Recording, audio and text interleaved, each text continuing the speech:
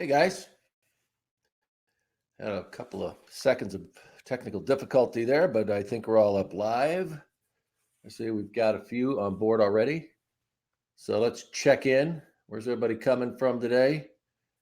And hope it's all good. I know we've got some folks dealing with a lot of personal issues these days. So first of all, I wanted to say thanks, community, for taking care of them and reaching out to people like Frazier and a few of the others out there. It's really been awesome to see. And we got a good, hey, Jared. Also, Aiden. Hey, good to see you. Ooh, it's windy in Pennsylvania, huh? Ooh, yeah, they got a big cold front. I saw that thing moving in the other day, and they were talking about how I'm way down south in Arizona, so it's perfect for us. But everybody else that's up above that line, even in Arizona, man, they're freezing their asses off. So, no kidding. Jeez. Well, that's what happens when you live in North Dakota, Casey. Chilly. For what, most of the year? When you guys, when is a good day in North Dakota as far as weather goes? But we're not talking about weather today, right? We got a great watch along here with Bret the Hitman Hart and Owen Hart at WrestleMania 10. And this is the one you guys chose that you wanted to see. So yeah, you didn't have to bend my arm much. I love both of these guys. But what's really awesome about this one is that they hadn't had any. Of course, they'd wrestled probably their entire lives in the ring together and growing up, but where we were seeing these matches taking place on a regular basis. And there's a lot going on behind the scenes here with this. I don't know how many guys did you guys read Bret's book? How many of you guys read Bret's book? But there's just some really great background on what was going on at the time. One thing that I really liked about this era is that prior to this, and if you guys know your history on what happened in the career of Owen Hart, that early on and like the whole time that I was there when he had come up, he had these ridiculous gimmicks, the blue blazer, where he had the mask and that the big cape that he took or went around in, and then of course they had him teamed up with Coco Beware, which Coco is a very solid wrestler, but it was just they kept giving him these gimmicks that just like, what the hell? You got a guy who is so talented technically in the ring. I mean, he was as good as Bret when it came to that, as we see in this match, and that's what was just really amazing about it. But what I liked about this era is this, when they started having this feud. And as you guys know, and we'll go through it a little bit about the history of what was going on at the time, that they had I'd met it at Survivor Series, and that's where they started cooking this whole thing up when they had the whole family there. Remember that they had Bruce and Keith, and they were supposed to go against Lawler, and for whatever reason, I don't remember. And I'm sure you guys are much more attuned to a lot of this history than I am, but Lawler couldn't be there for some reason. Maybe somebody can put up there what it was. But anyway, they bring in Shawn Michaels to team up with his Knights, I guess, at Survivor Series in an elimination tag team match. And of course, this had been brewing. They were going to put Bret and Owen against each other, but anytime you got this family together, a part of it was, as far as you talk about Keith and Bruce and those guys, that work, reality kind of crossed lines, man, because both those guys would have liked to have been getting the same push and had been in the WWF, that Bret and Owen had gotten. So there was a little bit of reality to this. It was a shoot, for a lot of this, and there was a lot of animosity between all those family members. It was tough for them all to get along. Like I said, if you read Bret's book, then you probably understand what I'm talking about. But even the women in that family, it was just crazy how they would go at it. And after Owen's death, it was even worse. But there you go. Yeah, that's right. Oh, now my memory is refreshed. If you guys are seeing what he put up there about Lawler, yeah, yeah, let's just say he liked him young, okay? But I don't know. We have confirmation on that, but uh, yeah, that might have had something to do with it. But anyway, they bring in Shawn Michaels, which is a good replacement, and they had this match where um, that they were going to start cooking this feud. And during this thing, um, Bret gets hurt going into the guardrail, and Owen gets was the only Hart that was eliminated from the match. And during this post match celebration, and I'm reading notes that Casey put together for me. Thank you, sir. Owen returned to the ring and confronted Bret and the rest of the family. Now, I remember this. And in the book, he elaborates a little bit more on it, that Bret and Owen thought that, Keith and Bruce and some of the other members of the family kind of oversold this, getting more attention on themselves when it was supposed to be on those two, to get this thing heated up. But anyway, it did take off. And as I mentioned when we were getting into this, I think that this was kind of the beginning for Owen when he really got some respect in the WWF, WWE, and would, be involved in a lot of storylines from that point on that were pretty major storylines. I mean, he would wrestle The Rock for the tag. I think the tag team, for the Intercontinental Championship. He would get to team up with the British Bulldog. They'd win the tag team belts. And he became a mainstreamer. He became one of the bigger names in the WWF, WWE, and it was great to see because it was so well deserved. Because what I remember being around Owen in those early days and just recognizing what an incredible talent he was and how they were wasting it, to finally see him get some great recognition here, I thought was really awesome. So anybody want to chime in and maybe add a little bit more to that, please do. But that's kind of the way I saw it. And he really uh, got a big push. Also, what Bret talks about too in his book is that he loved this period of time because, of course, he loved his little brother. They were really, really close. And it was really the first time in their careers that they got to travel together. I mean, even though they were with the WWE, these guys were all over the country, and not if they had a storyline going on, they might, be paired up with somebody else, and they were appearing somewhere else in the country. And this was really a special time for them because they actually got to travel together and spend a lot of time together that they really had never gotten the opportunity to do. And there's a story in there how they went to Hawaii, and they were appearing over there, and they had some friends, and they went out on these boats or something, and the boat ran out of gas, and they were like drifting around in this hot sun getting baked. And one of the guys in the boat jumped off the boat and started swimming back to the island. And anyway, they got rescued, but it was just a really, really special time for Bret. And it was just it was very cool to see. So I want to, let's go. I just want to look at some of the notes here. If you guys got anything to add on that, I understand Barry Horowitz was one of the knights. Yeah, that's cool. You know, anytime a enhancement talent, and he certainly was, got a chance to get a little bit of the big time. It was awesome to see. Let's see, you got Aiden says here the idea was from Bruce Hart, who wanted to give it to himself, and Vince liked it and gave it to Owen. Yeah, so that's a really good point.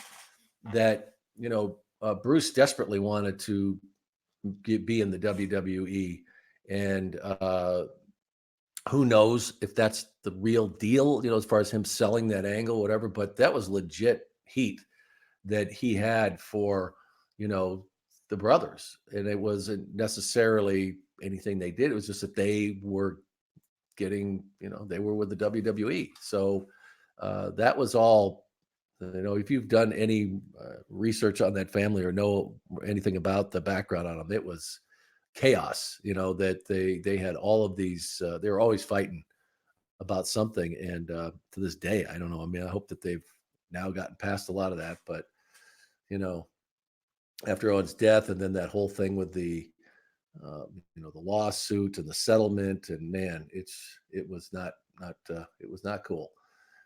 So anyway, getting back to where we're gonna watch this match today. Uh, it was the start of a period of time that was great for both of their careers, especially for Owen. And just it's so sad that it ended so tragically. But this was good. This was good times. WrestleMania 10, a big great stage, and these guys getting the opportunity to wrestle each other, and it was great. I don't know if you guys watched this ahead of time, but I hope you've got it queued up. I found it through Becky's picks. I don't know how everybody else found it. Is that where you guys are queued up to? Because I've got it where it is a minute 53 in where this match starts through Superstars picks, and this was Becky picks Bret versus Owen. So let me know if that's where you guys are watching this thing. But yeah, so tell me, are you guys ready to go? And we'll get to it. Let's see. Say all six of you who are with us right now, let me know if you're all queued up, and let's roll it. Okay. Like I said, it is what was it, a minute 53 in that you guys can see this. And we'll just bounce back and forth on the network here. Everybody ready? If you're not ready, then say, and we'll hold it up for a couple of minutes. But I want to welcome all you guys and folks that are going to be watching this on demand. Thank you, thank you, thank you. We're having a lot of fun. Just to give you a little precursor to some of the stuff that's coming your way, I just did an episode of Superstars from 1992, and I had a lot of fun doing it because there's so much in those shows. And if you guys remember, you probably do vividly. Back then, that Superstars wasn't exactly a pay-per-view, right? It was basically a promotional tool, but it was a great show because it would give you kind of this, let you know everything that's going on. And boy, did they jam that bag full of promotions. But you got a chance to see these guys, and we had, of course, the event center and all those interviews that were in there, and we had Update with Gene Okerlund. And they would throw in a vignette because, that's when they used to do a lot of those vignettes back there. And you got a chance to see, some of these vignettes that they would put together to push the talent. So I'm going to be doing a lot more of those. You can check this one out Monday, I believe it's dropping. And it's these are a lot of fun for me. So I, and coming into these, I was like, God, really? Everybody wants to watch these, but everybody has fun doing it. Okay. Okay. All right. Here we go. All right. Everybody's ready because I don't have anybody saying, hold up, Mooney. Okay. So I'm assuming that you're all tuned in. You're queued up at, if you've got Becky's pick, about 153 where this match starts. Okay. And here we go. I'm going to count you down. I'll do a 3, 2, 1 play, and then we hit it. Okay. All right. Here we go. 3, 2, 1 play. All righty. Are you guys hearing my audio from the match? Because I will turn it down if it's because otherwise it's going to screw up with what you're listening to. Because you can listen to it as loud as you want. So are you hearing my audio? Are you hearing the match from my mix? Is that mixed? Is it good?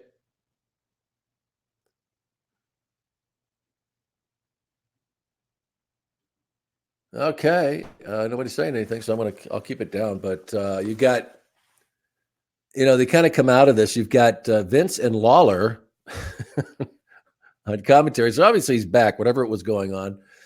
But WrestleMania 10 taking place here, and a big match for these two guys. And notice Owen coming out, and what is he wearing? He's got the Bret Hart shield on, and very much, wearing kind of that that one piece that Bret always wore.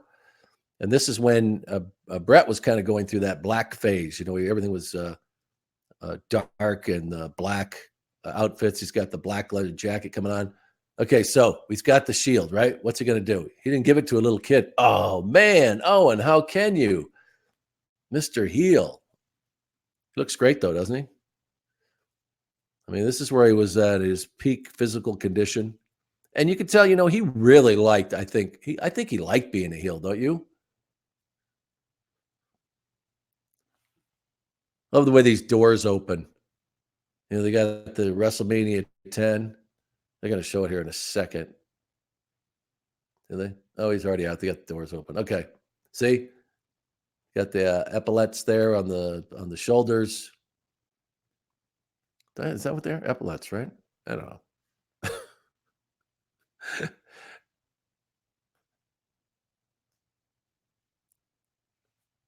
But this was, what was really cool about this, I couldn't help but thinking about these guys being in the ring in the dungeon, and all those days and hours and hours and hours of just working.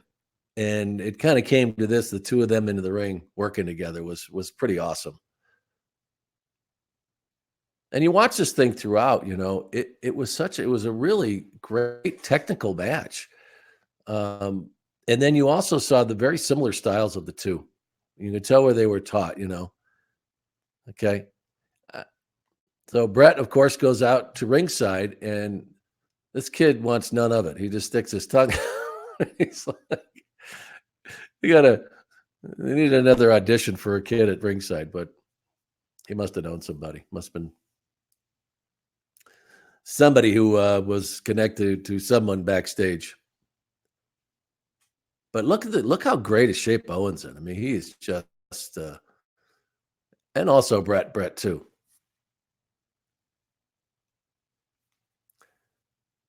But also, conversations with Owen after this. I mean, he loved being a heel. He loved this, and Bret talks about where it was kind of difficult for him initially. He didn't know if he wanted to do it, and then when he got the opportunity, man, he just loved it. But look, they go right at it.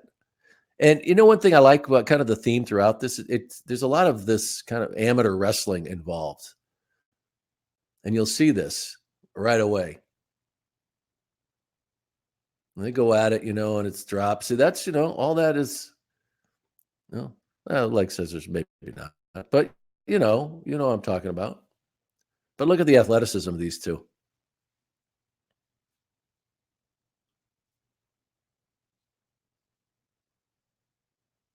Okay, I'm trying to keep up and be able to watch these comments you guys got going. Casey said, always threw me off to see Lawler without a shirt on.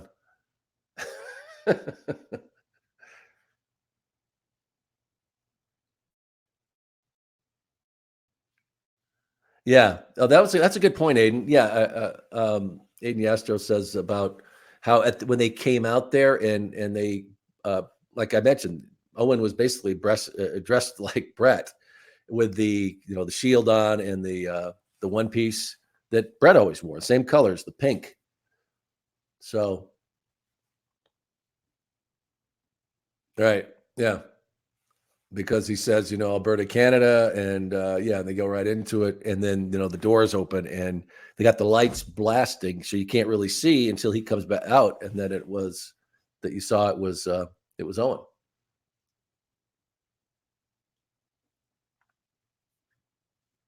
Marsh with the plug on AEW wishes that they would do the ropes like that, black with one gold one. And that was kind of a theme thing too for this.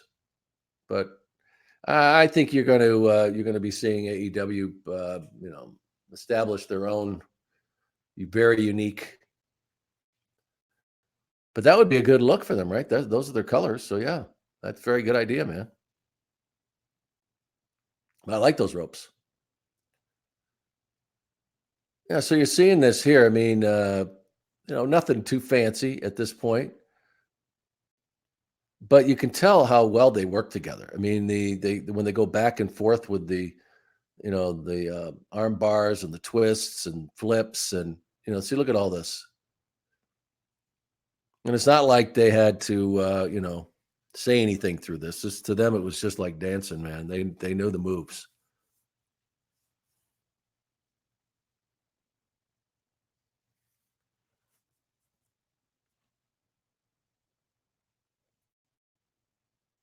Yeah, see this with the arm. Uh, Rolls him up. Get that count of two. Off he goes. Yeah, see this right into the arm bar. I mean, it wasn't like these guys had worked a ton going into this, but I think a lot of it was just it's like muscle memory to them. It's just the way they worked in those early days.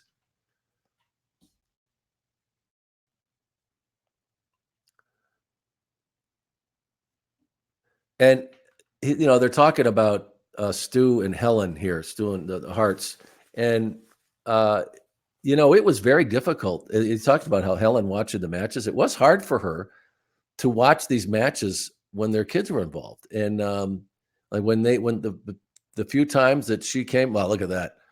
Um, that she would go to the matches, she would admittedly say that it was difficult for her to watch, and that was from years and years earlier when Stu was in the ring. And I guess it was at one point where he had, it was a lot stiffer back then, and he took a particularly awful beating, and she didn't go back for years and years and years. I don't know if she ever really went to see him wrestle again because she couldn't stand to watch it.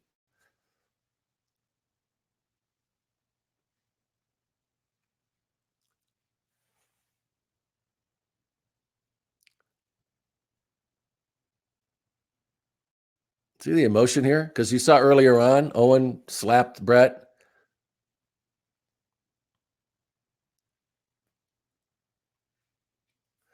Imagine today, like they would, you couldn't sit there with a move like this, even with these two, for any extended period of time. People start chanting boring, but these two telling a story. Two brothers going at it. See, look at this. Great move by Bret.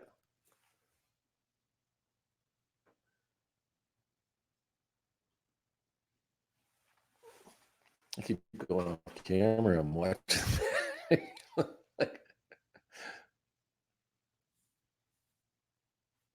Do they have those seats assignees for guests, or would? Oh yeah, yeah, they laid those out where because they had to. Aiden's asking about when you had guests and celebrities or family members or whatever they were doing. Yeah, because it's all they had to make sure the cameras were in place when they would take those shots. They had to make sure that they knew that those people were in the right place. So yeah, absolutely. Yeah, as Casey mentioned, when you see those rest holds, but to them it wasn't necessarily so much rest holds. This is how you told the story. These guys were just attuned to the crowd. These guys had worked so many of these house shows that they knew when crowd was up, when the crowd was down, when they were losing them, when they had them. And I think it's tougher for the guys today to do that because they don't do as many house shows. I mean, these guys were doing, I've talked many times before, 6 or 7 a week and all these different crowds, that, you go to one city and it's a completely different crowd than the next city, and that was, just from uh, repetition and going to these cities over and over and over again. And I think that there's a little disconnect these days simply because the guys don't experience that many people in that many arenas and in that many venues. It's really true. It really is true. Yeah, and Mario's got a great point here. That's exactly right. Fans today suck when they chant boring, and that's the thing that's really changed in a lot of ways. Suddenly it's become about the crowd. Like, when the hell did that happen?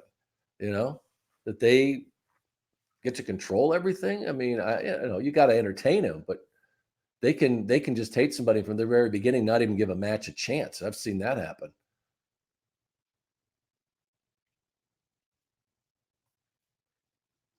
Yeah, good point there, as Marsh was saying about and building this matchup.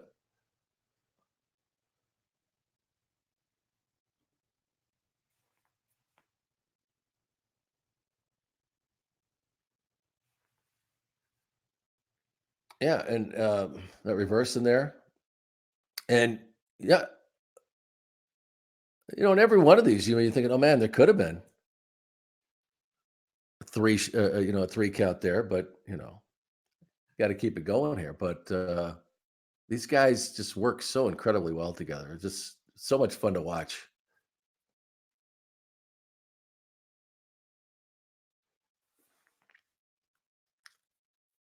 And as you know, this would go on.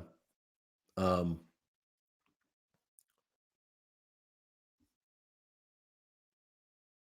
I'm not going to give away the finish. We'll wait for that to happen. But like I said, that this, I really think that this, when they started going this angle, it really helped elevate Owen. And he would go on to win the King of the Ring tournament with against people like Razor Ramon, and then uh, he would go on in the singles matches with Bret, and then also British Bulldog was back at that time. So this is a great time for Owen's career. It really was.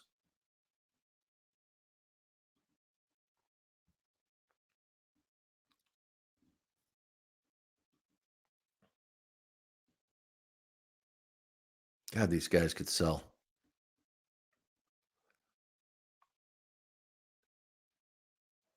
I mean, there's these subtle things you see here, and this is what like you should pay attention to in this match.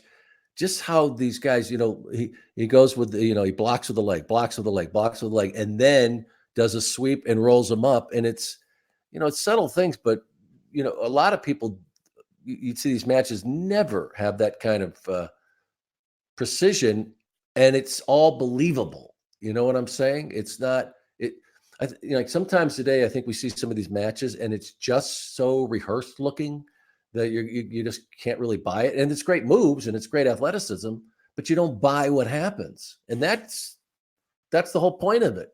It's supposed to suspend that belief. You're supposed to be into it and see, yeah, that looked like it's supposed to happen. Like he wasn't expecting that. Don't get me started.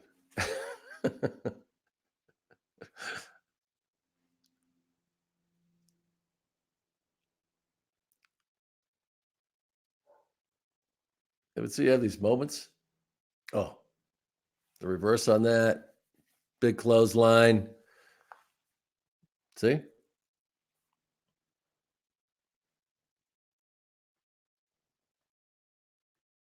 yeah, I think we saw a little exchange there. Shot to the breadbasket. I want to see where I didn't look. Where was the placement of this match at WrestleMania 10?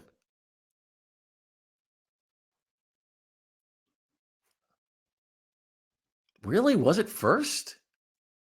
Huh? Wow. Wow. Man, that I don't know. I mean, maybe, you could look at it a way that it was a way that really started off this, but I was always of this, the school of where it was later in the card, the bigger it was.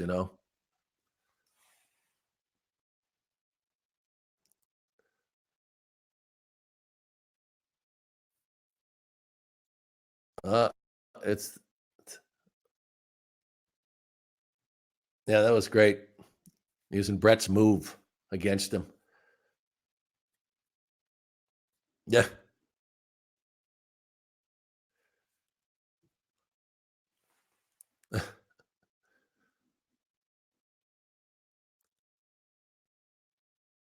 Yeah, that's right, because Bret was in the main event for the championship. So, but I guess that was the reasoning behind it. But I didn't realize it was the first match. That's really interesting.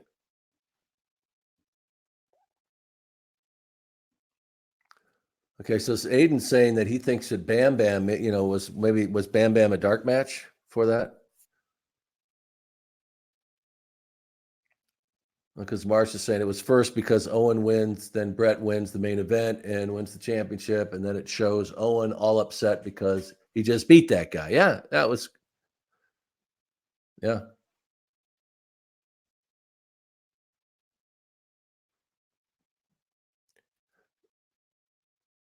yeah.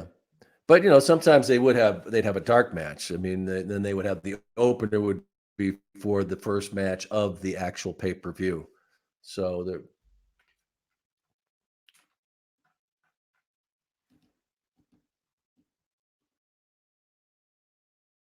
oh, working on that knee.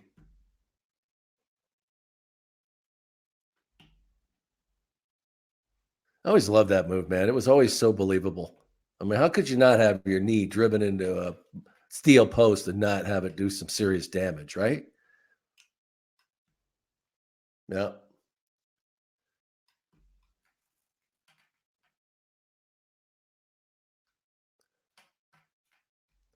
What was the promo? I kicked the leg out of your leg. Was it?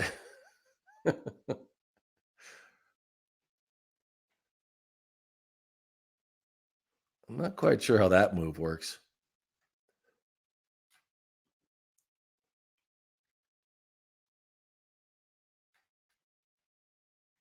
We're next. Okay, so now we're getting this all straightened out, as Aiden mentioned. Or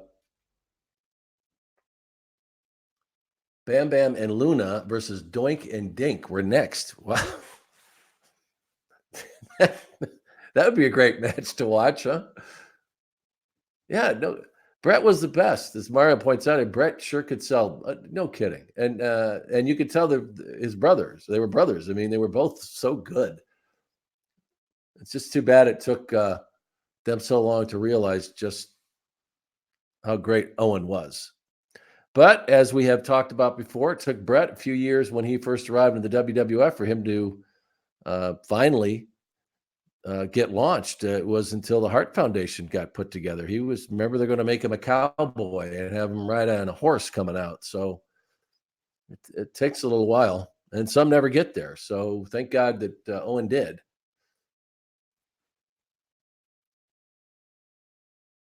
So we're about almost 18 minutes into this match, and it's been a great one. I mean, all the way through. Look at this.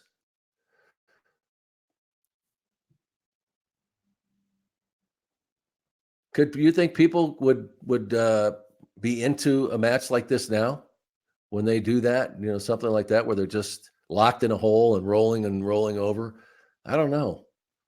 The attention span these days, man. If you're not doing jumping off, a balcony or something, or sending somebody through two tables. Oh man. Oh,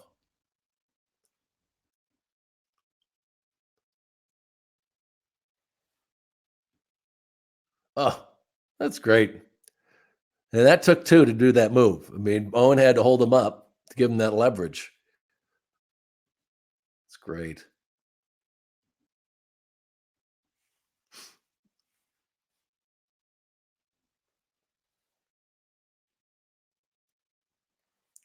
Mart says this is the kind of match that showed how having an amateur background could have a huge benefit. Yeah, absolutely. And they showed it. That's this uh they really have got the chance to show that often here, but because both of them had that kind of training from the very beginning.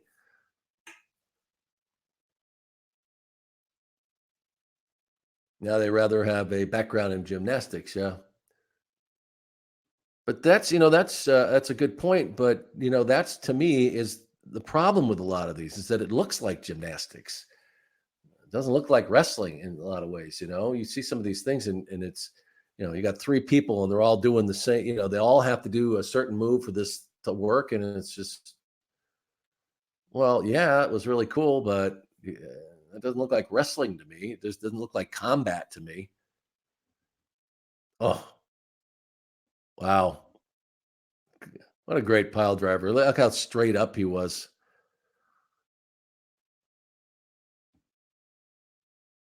God.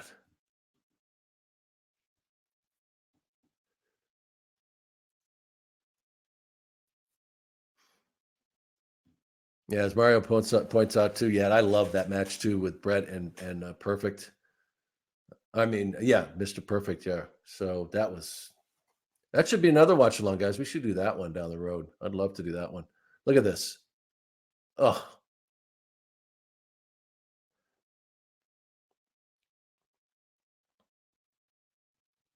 to look now. This is the drama, man. This is look at this.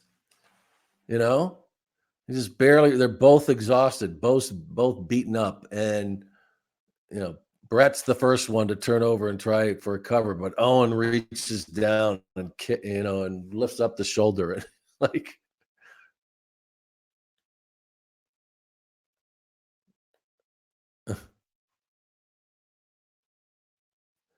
that kayfabe knee.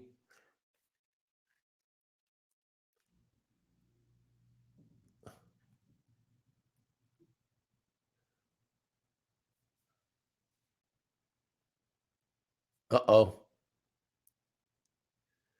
Oh, cheap shot.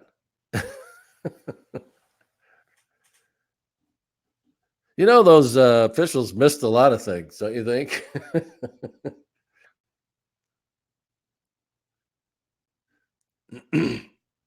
Uh-oh, and for the sharpshooter, his own move,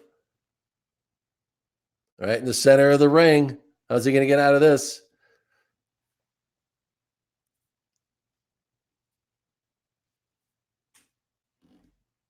And Hebner slides in. Uh,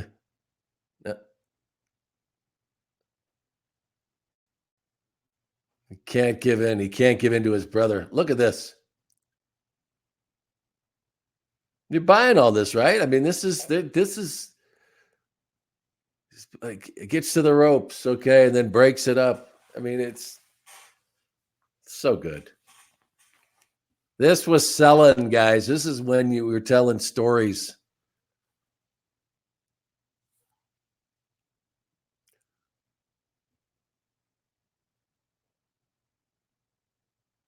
Nobody went into that turnbuckle better.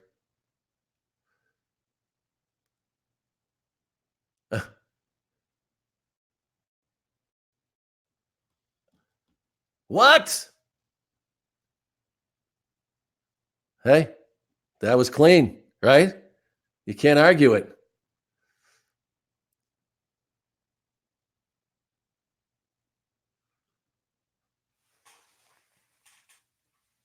Yeah, that was pretty intense. They almost went almost 30 minutes on that match. I think.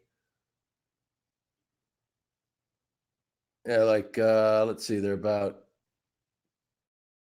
26 minutes in. What we came in a minute and 50 or something like that. So almost 24 minutes. But man, what an intense match. Yeah, you can see Owens blowing up there, the cotton mouth.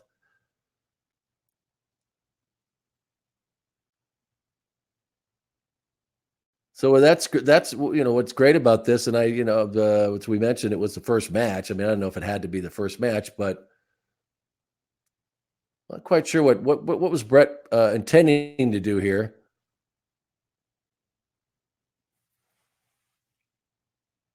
I guess to flip him over and be on top, but yeah, it was a great match. And as we know, what would go on WrestleMania 10, that Brett would be in the main event.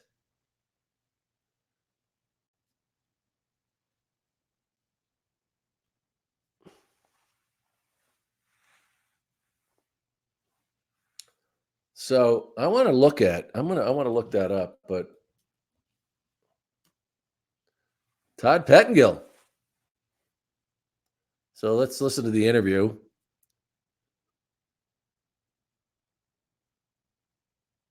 Somebody should have told him about that thing on that goober on the side of his lips there, but I guess it's for a fact that it was really tough match.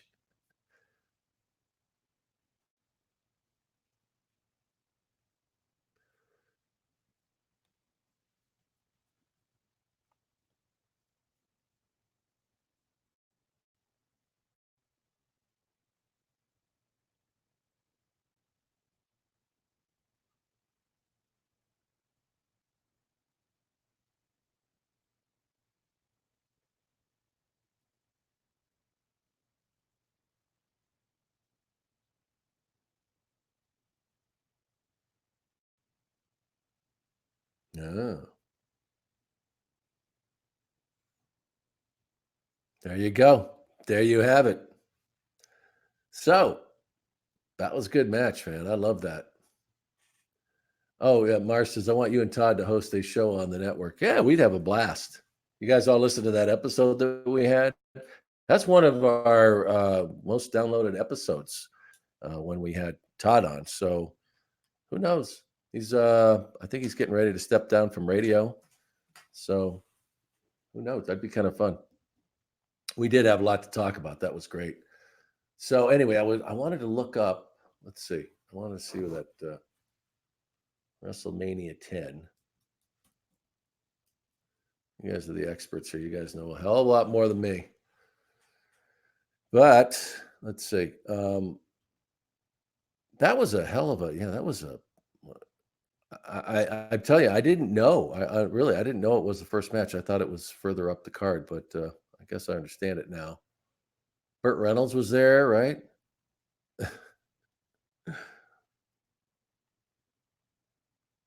Well, they got on when they list the results on here. They say the Heavenly Bodies, Jimmy Del Rey, and Tom Pritchard, with Jim Cornette defeated the Bushwhackers, and then Owen Hart defeated Bret Hart. So, uh, apparently like I said, they usually had some kind of a dark match that didn't appear on the pay-per-view to get the crowd going. But anyway, that was the first match that people saw on that pay-per-view. So that was pretty interesting. So I'd love to get you guys more your thoughts of what you guys thought of Owen and what I was talking about earlier with how his career went. Do you think it was early on that they just didn't know how to push him, or was it kind of the order of things and the way it happened? They bring you out. A lot of times you just go through these really lousy gimmicks until somebody comes up with a good storyline, and then of course the crowd or the fans are the ones that really push it, and that's what finally made him catch on. I'd love to hear what you guys have to say about that. Anybody want to come on? I'd love to have you come up. We can do that and chat if you want. Let me know. So we can do that. Get more of your thoughts on this match that we just witnessed. And let's see. Let's see. And also, you guys' thoughts on Bret as a champion. If you guys remember during that period of time in the WWF, that was rough years before the Attitude Era arrived, and I think in a lot of ways Bret helped keep that company going. He was the champion at the right time, in my view. But whatever you guys, I would love to hear what you guys think. But like Casey says, I could be wrong, but I think Owen had a creative ceiling. I heard rumors he was going to have the game gimmick that Triple H got, but I don't think he could pull it off. Yeah. As Mario said, 95 was a bad year. All those guys were there then, huh? Man, that's amazing. As Marsh points out, with Stone Cold, Rock, Bret, HBK. Yeah, but see how many of those guys were still kind of, they hadn't even reached a point where they were getting any big time notice. I mean, all those guys, Steve Austin and Dwayne Johnson and well, Shawn Michaels was a big star then, but Triple H hadn't really reached his point until they got to D-Generation X, which would come after that. So I think Bret was a huge part of that, at least carrying them through those really tough years as a good champion. Anybody want to come up? Anybody want to come on? Chat. Let's see. I'm just going to go full screen here if I can figure that out. Yeah. Okay. There we go.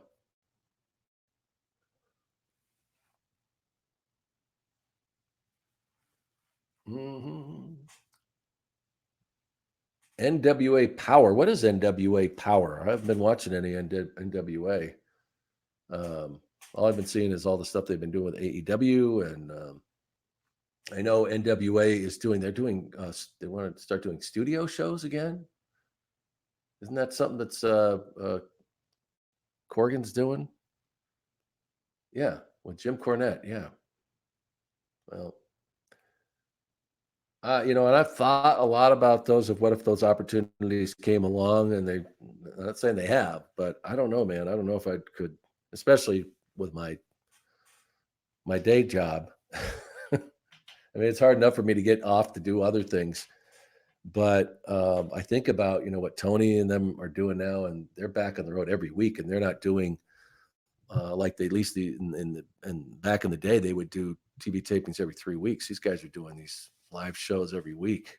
Ooh, that's a lot, man. Yeah, it's Fraser. He mentions Corgan's show on YouTube. Well worth the watch, really.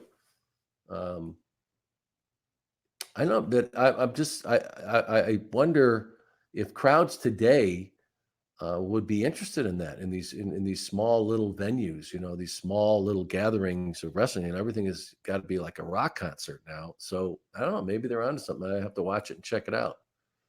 Uh, See, it's got one episode so far and looks classic, but is classic good enough, Marsh? I don't know. Yeah, it's got that 80s studio vibe, says Mario. Um, oh yeah, so you could quit your day job. Well, they have issues with that because they put you're under contract, and if you're going to be working in some other, as long as you're in front of a camera, and you have still have a good contract with them, they can sue you in that. So, and I got to stick with the one that's steady. I got kids to take care of still. I don't have to work one day a month. Yeah. What do you think they're going to pay me for one day's work a month? It's not going to be enough. Let's see. Marcia says my girlfriend watched along with me, and she'd never seen this. She said it looked like serious and professional.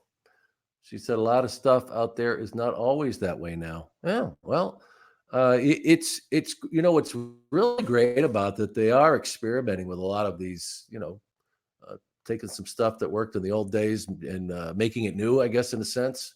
And why not? Why not? It's the opportunities out there. There are stages that you can use, with all these different outlets now between YouTube and Fight TV, and of course you've got AEW back on cable. Another cable outlet airing professional wrestling every week with TNT now, and of course USA with WWE. But God, it's pretty much an exciting time to see what's happening with professional wrestling. So nobody wants to come up, right? Nobody wants to come on TV. Nobody wants to come on or chat on online. All right, okay, no worries. Any stuff you guys wanted to talk about before we head out? Um, I told you some of the stuff we got going here with these watch-alongs, and I have to tell you, this was Evan's idea. I don't know, Casey. I don't know if you chimed in on that too when you guys were putting that together. All I can say is it wasn't mine. I didn't, by adding this new episode every week, but it's kind of fun. The two that I've done so far, because if I sit there and try and think about what happened, like you guys tell me an event that happened, right? And I try and remember, okay, what was going on then? What was going on behind the scenes? And it's like, I remember the event. I remember what was going on. I'll remember specific matches, for titles or something like that. But as far as the stuff that everybody likes to hear about is the stuff that was happening behind the scenes, or what happened when I did these interviews. And when I watch them, then it comes back. So uh, I think that's kind of fun for everybody, because it's not like I'm looking at the stuff and I'm going, okay, yeah, here's some notes. No, I'm looking at it, and it's just kind of taking me back in time. And so, like the first one we did, and just watching it, and all of a sudden I'm going, God, now I remember that. That's you know, so and like the Superstars episode, and there's just so many things that a lot of people didn't know about, or don't know about the what was behind all those shows. Why they did them, how we did them. we would go to these TV tapings, and God, did any of you ever go to a TV taping when you were a kid? Do you remember what it was like to go to one of those events? Like, oh my God, I felt so bad for the crowds that would come there because the way you would come, I wouldn't announce it on when I did the event center. When you had a show coming to your town, I would just say that we're coming to your town because they knew that if you said it was a TV taping, sure, you're going to get people who come who want to be on TV, but if you've been to one, then you're thinking, oh man, because it was a marathon. They would start, say 6 p.m. in the evening, whatever time. They would start with the dark matches. And let's say that you were a kid who wanted to see the Ultimate Warrior, and he was the main event on that card. Well, that match would not happen until the very last match of the night. And remember, they had all of these matches they had to do in the meantime. So you would be waiting and waiting. I mean, you would see kids sleeping in the seats because we did it during the week. They didn't do it on the weekends because that's when we had big house shows. So they would tape these, I think it was Monday and Tuesday.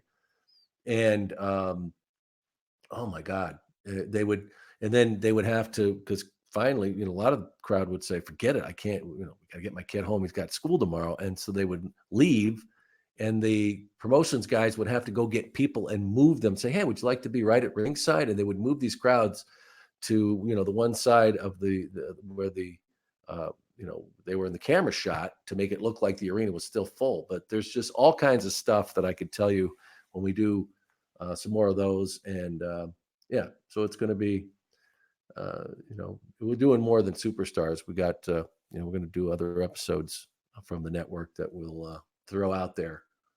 Let's see. Mm-hmm. Yeah, AEW brought me back to watching full time again. Really, it's AEW that's doing it, huh? Oh, Ring of Honor, is that kind of a lot of people agree with you the same thing that ROH is started to slide? That the one point, and nobody else has made this really to me, that with all this opportunity, it's great, but is it also thinning some of these groups where some of this talent's going to AEW and kind of making these lesser organizations not as popular because these talents are leaving. I don't know. Nobody else had really brought that up. Aiden says you got Sling TV just to watch AEW. Well, now you can watch it every Wednesday night. Let's see. I remember going to Superstars TV taping and Toledo Sports Arena in 1990. There were 31 matches on the card that night. Yes, right? You remember. How torturous was that? I mean, it was the thing where, yeah, I get to see all these great guys, but most of them were squash matches. The guy would come out, it'd be, you get to see him, but the match was 2 minutes long, and it was just him beating the stew out of some guy you'd never heard of, and it was just one after another. And people wanted to see real matches. They wanted to see which they would get, but on the card, there's maybe 7 of them. It's like, oh. It was, I just remember, oh God, they were torture. And that was, 2 nights of that. One night was Superstars, the next night was Challenge. Thank God I didn't have to travel all the time. I don't know. I couldn't have taken it. It was hard enough being in the event center, doing all those venues every day. Let's see. Wow. Is that really out? Hey, Marsh, is that out? I mean, you said, I heard MLW isn't going to let their talent work with AEW now, because wasn't the idea when they first, that everybody could, go between organizations still? I don't know. And I wonder what AEW's thought about that is, because, now that they're doing weekly TV, I don't know, these guys are going to be able to slip in too many other little tours or whatever they're going to do. I mean, maybe Jericho's got a deal that he can go back to Japan whenever he wants or something, but I would think, you've got to protect your talent. I mean, if somebody else gets the same guy and he gets to go over to some other organization, you're going to confuse the brand. That's for sure. Yeah, I would like, I'd like to hear more on that. I mean, is AEW going to do the same thing? I mean, at some point, I mean, I wonder what their contracts are like now.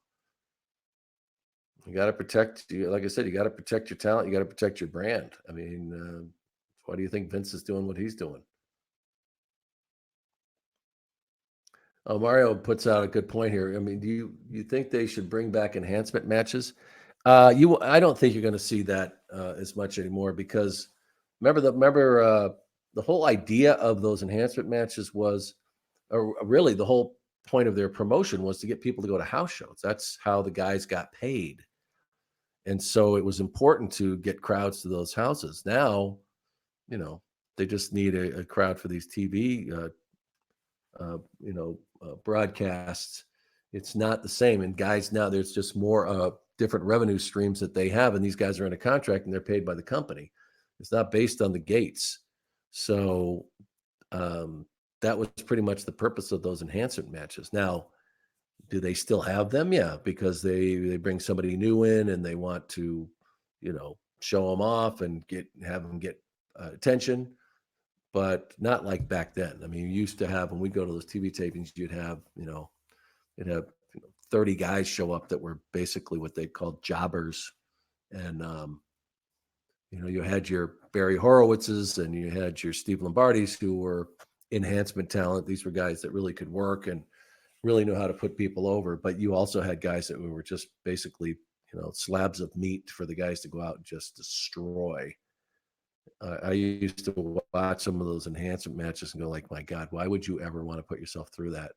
When, I guess they had dreams of, at least maybe they'll get me noticed. And a few it did, but most they were just slabs of meat. Oh, okay. Hmm.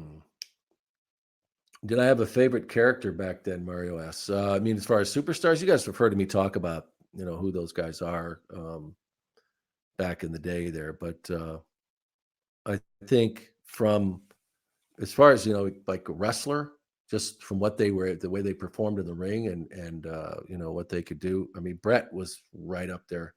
Owen was right up there. Randy was there. Perfect was, they were just really good. They weren't these guys that went out and posed and uh, clotheslined and stuff. They really had great athleticism. We see a lot of guys like that today, but the biggest point about these guys is, God, they could sell. I mean, that match we just saw with Bret and Owen, that's what it's all about. As I talked about uh, a lot of times we see today, and I see this video they put up of these guys doing these incredible moves, but it just looks so rehearsed to me. I don't buy it. It's cool. I mean, you see these guys, do triple flips onto guy. It's like, wow, holy crap. But that's not combat to me. That's not a competition. That's not one person, because of course the women are just phenomenal too.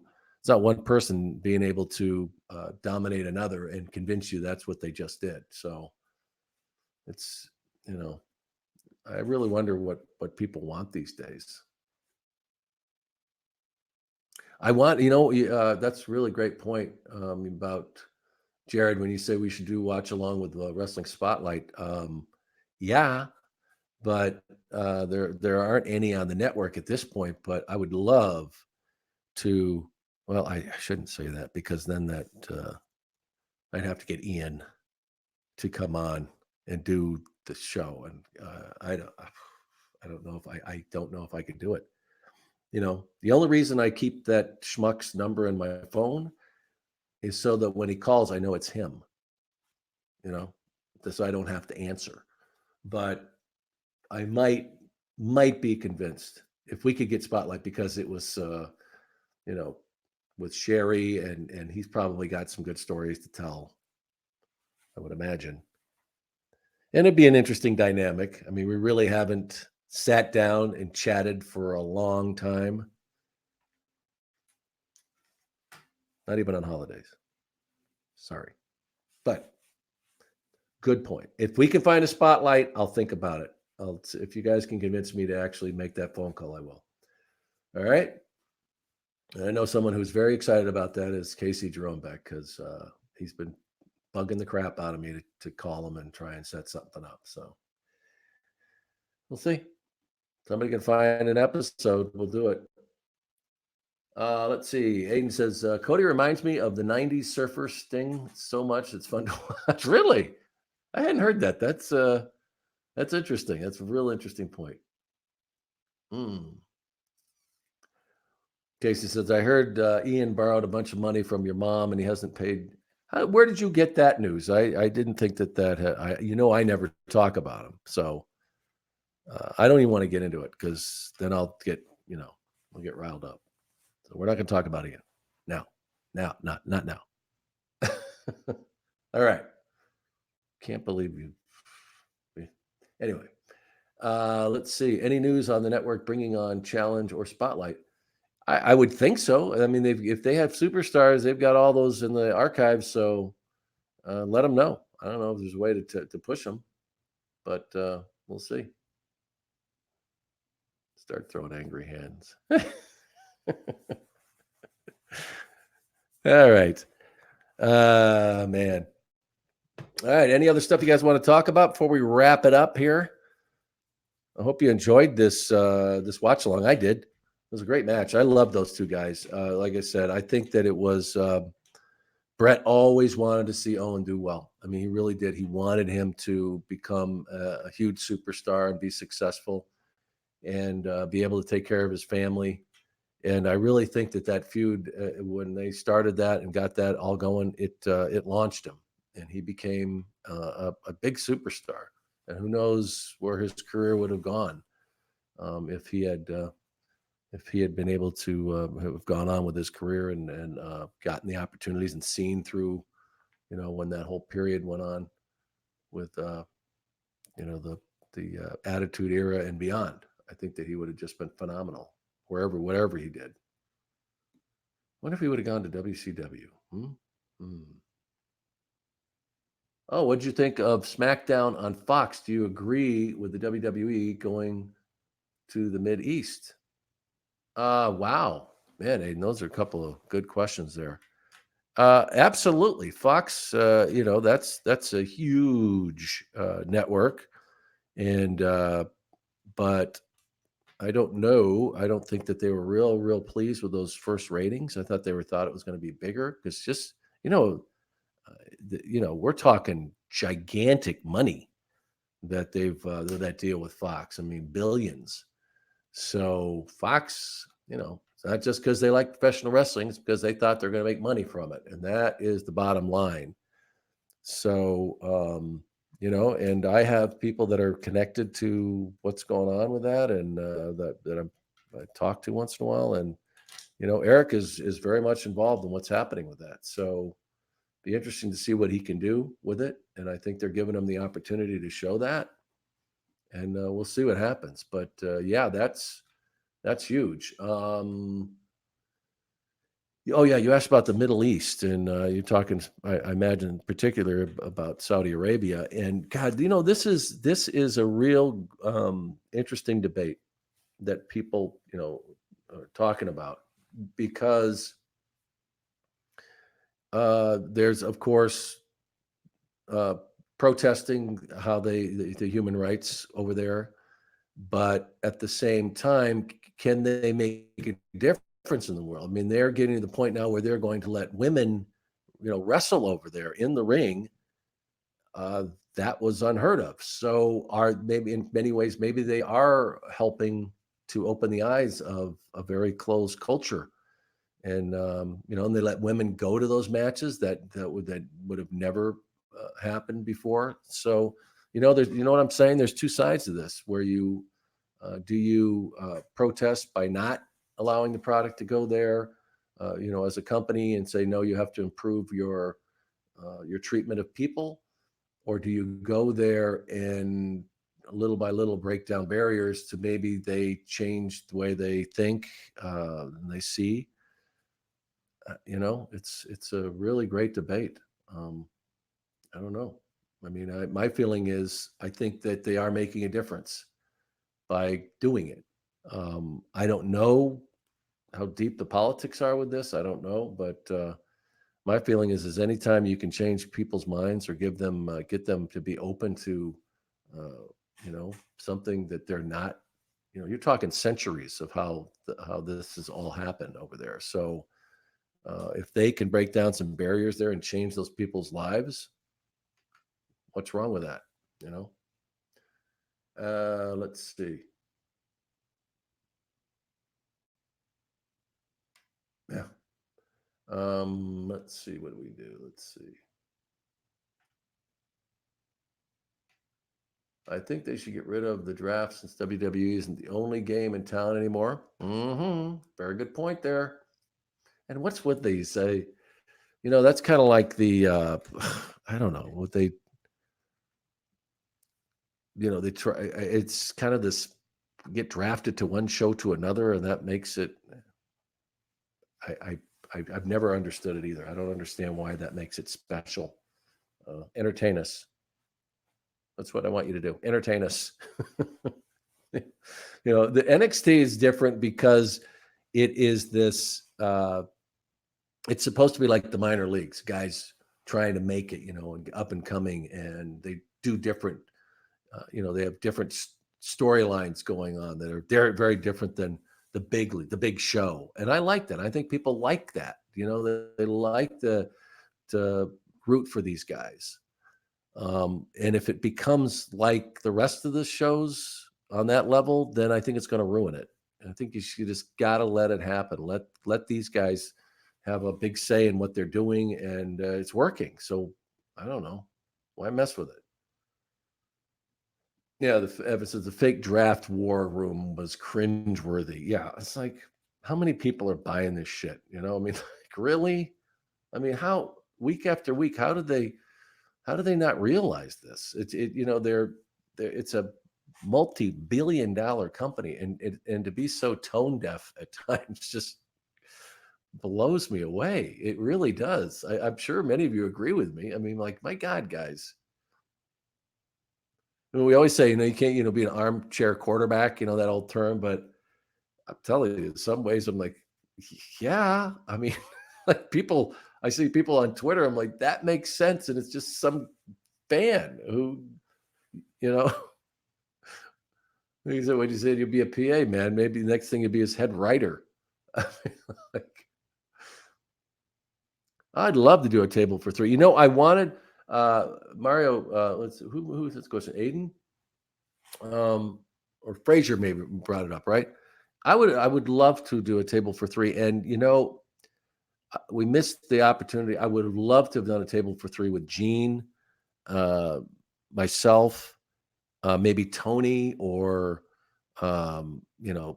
somebody else, and maybe you guys could think of. But yeah, I would. That would have been a great table for three, because there's a lot of things that I never really got to talk about with Gene, and that I stories of my own that Gene wouldn't come out and talk about himself, but I think I could have been able to do that, and so I think that would have been a great show. It just, unfortunately, uh, with Gene's passing, we'll never get that chance. But I would have loved to have done a table of three. I don't know who would I do one with now? Maybe Todd. Uh, who else was around then that anybody would want to watch? I'll tell you what would be a great one, though, and maybe just looking at the names and like, meh. But I think that Craig Minervini, and Todd and me would be, because Craig is really a entertaining guy. If you listen to that episode, he was great. He was great, and he's got some really good insights on what was going on with the WWF at the time, and then Todd too. But I don't think that they would make that happen. Oh, yeah, Corey. Corey would be awesome too, because kind of the old school and new school.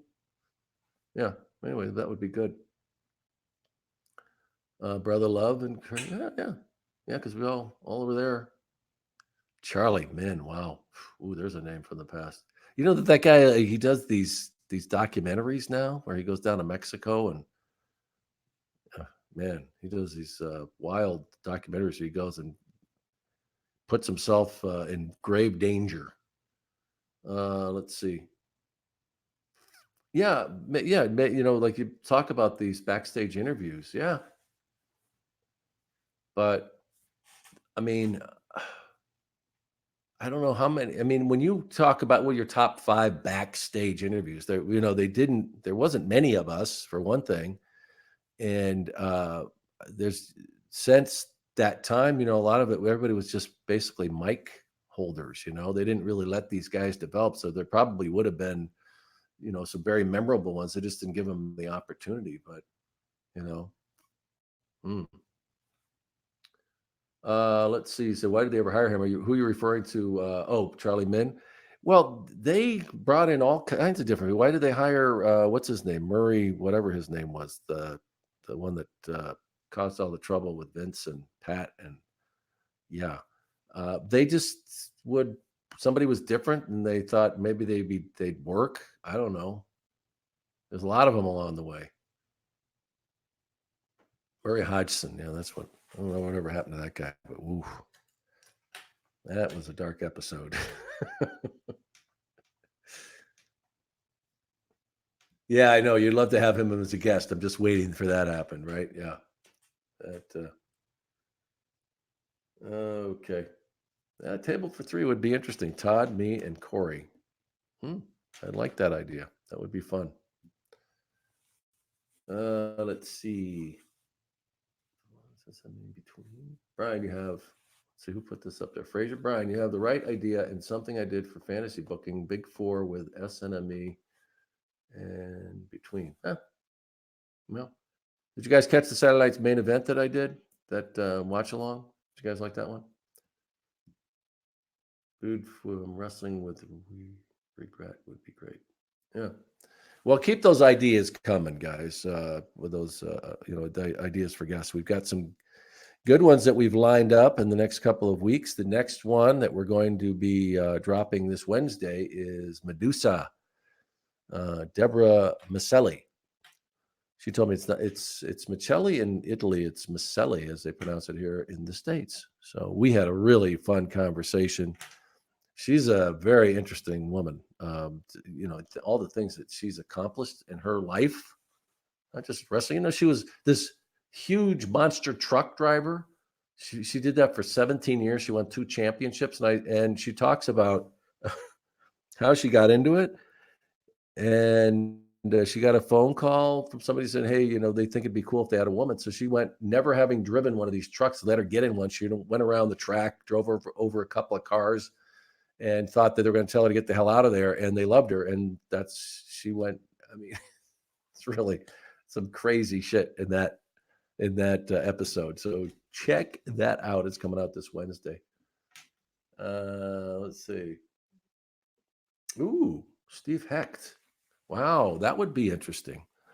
And also we're still trying to get a hold. There's a guy that wrote that book about territories that I'd love to get on. We got to circle back on some of these because I forgot about them. I initially contacted them and they said, yeah, but not right now or whatever. So there's people that I think would make really interesting guests. So we did have members of Demolition. We got both of them. Remember, in the car. Go back and look at that episode. It's Barry Darso and Bill Eadie going to a show in Chicago. It was like talking to the Blues Brothers on the road. It was fun, and the whole thing worked out. I think they were wherever they were going. They landed at O'Hare. They got into a rental car, and I think they were with their wives or their significant others, and I think it was like an hour and 20 ride, and we talked to them the whole time, and it was really great. That's where that quote came out, where he said, "I think it would take about $100,000 for us to agree to be inducted into the Hall of Fame." So yeah, go back and listen to that one. Yes, we do need nails. I even talked to Medusa about that. She worked with what was his name? Kevin Kelly. Is that his name? But yes, he would be a great guest. That would be a good one.